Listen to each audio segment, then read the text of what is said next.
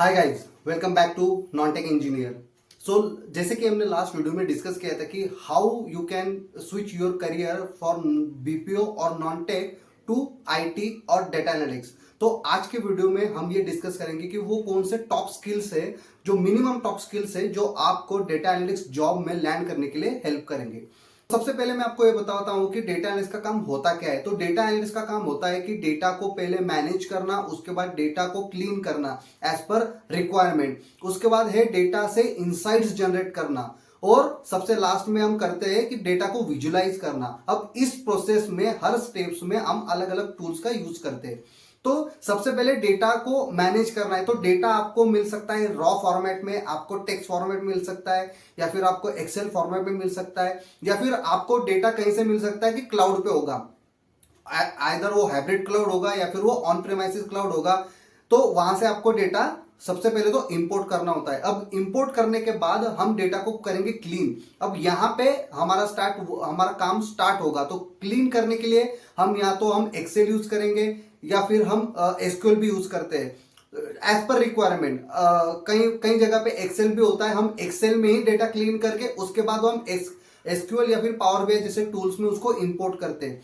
तो यहां पे हम डेटा क्लीनिंग के लिए एसक्यूएल यूज करेंगे। तो एसक्यूएल हम डेटा क्लीनिंग के लिए भी यूज कर सकते हैं, इनसाइट जनरेट करने के लिए भी यूज कर सकते हैं, एसक्यूएल से हम डेटा को मैनिपुलेट भी कर सकते हैं। तो इसलिए एसक्यूएल डेटा एनालिसिस में बहुत ज्यादा इंपॉर्टेंट रोल प्ले करता है। उसके बाद हम डेटा के इनसाइट्स निकालने के लिए एक और लैंग्वेज यूज करते हैं जहां पे पाइथन हो सकता है। अब यहाँ पे कई जगह पे आइदर पाइथन होगा, आर होगा या फिर सैस होगा। तो इनमें से अगर सबसे इजी टू लर्न और अगर जो वाइडली यूज होता है वो है पाइथन। तो इसलिए मैंने कहा था कि आप पाइथन को स्टार्ट करिए अगर आपने कोई भी प्रोग्रामिंग लैंग्वेज नहीं सीखी है। तो यहाँ पे हम पाइथन भी बेसिक ही लगेगा, और पाइथन में कुछ 2 या 3 ही लाइब्रेरीज है, जैसे पांडास हो गया, नमपाई हो गया, मैटप्लॉटलिब हो गया, वही आपको यूज करनी होती है। बेसिक पाइथन ही लगेगा यहाँ पे। उसके बाद हम डेटा को करेंगे विजुलाइज। अब विजुलाइज करने के लिए आपके पास एक्सेल भी होता है, क्योंकि मेरे कई प्रोजेक्ट्स में मैंने एक्सेल में ही डैशबोर्ड्स बना के क्लाइंट्स को सेंड किए हैं। सैंपल डैशबोर्ड्स जैसे आरएफपी पे काम होता है, जैसे क्लाइंट अपने को प्रपोजल भेजेगा और उसी में हम एक्सेल में उसको एक सैंपल डैशबोर्ड बना के क्लाइंट को भेज देते थे। यहाँ पे एक्सेल इसलिए ज्यादा यूज करते हैं कि एक्सेल इजी टू लर्न है, उसके लिए कोई हार्ड कोडिंग या फिर ट्रेनिंग की जरूरत नहीं पड़ती है, और कहीं ना कहीं हम सब लोगों ने एक्सेल को यूज किया होता ही है।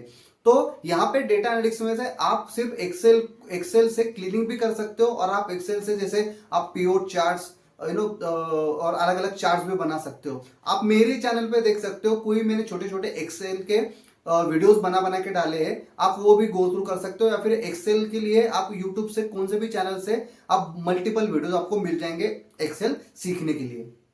Most of the time data को विजुलाइज करने के लिए आपको टैबलू या फिर पावर बीआई ही मिलेंगे।